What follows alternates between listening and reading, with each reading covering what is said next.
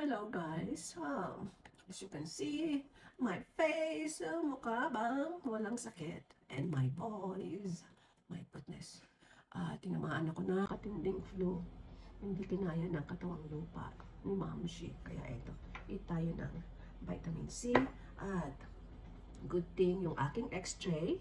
This morning, meron ng result. Normal naman.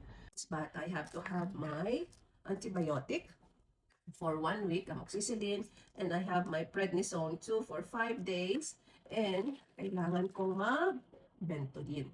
Ayan, grabe. For my 10 years here in Canada, ngayon lang ako nagkasakit ng grabe. 39.8 ang aking temperature last Friday, and then ang sabi ng husband ko is ako ay nag-hallucinate. Kaharap ko daw siya, and then kausap ko siya, pero ang binabanggit kong pangalan is yung pangalan ng rabbit namin, si Charlie at si Otto. Sinasabi ko daw, oh Charlie, Otto, I'm okay, I'm fine. Oh my goodness.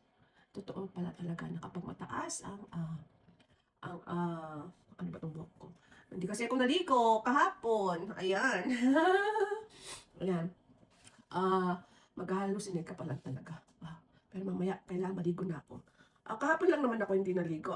Nung Friday night, na hindi ako naligo, Saturday, naligo ako. Pero kagabi, hindi rin kasi masyado talagang masama ang pakiramdam. Talaga ipinaalam na hindi naligo.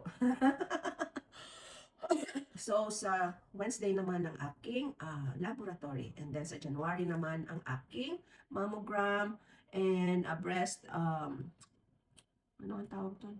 Kita mo? Nakalimutan ko na, at saka bone densitometry sa January 6th. And nakalib pala ako hanggang Friday. But I don't know if I'm still going back to daycare kasi stress ako doon sa trabaho na yun. Although, walang problema sa mga bata. I can still handle it, but alam niyo na, hindi ko nababanggitin. Kasi for sure, alam niyo rin na mga nagtatrabaho, may toxic na mga amo, may toxic na mga manager. Pero, yung mga kasama ko sa work, I don't have any problems with them kasi meron kaming teamwork na tinatawag. Wala akong kasamang Pilipino. Ang mga kasama ko is, I don't know if she's African, and tatlong Lebanese, and isang Indian. So, they're all nice, they're all good.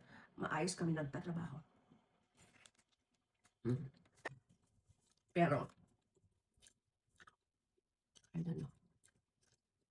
Siguro hindi na ako babalik after now. Sick leave ko. What do you think, guys? So, wala, kain tayo. Have a good day. Ingat-ingat kasi flu season din ngayon.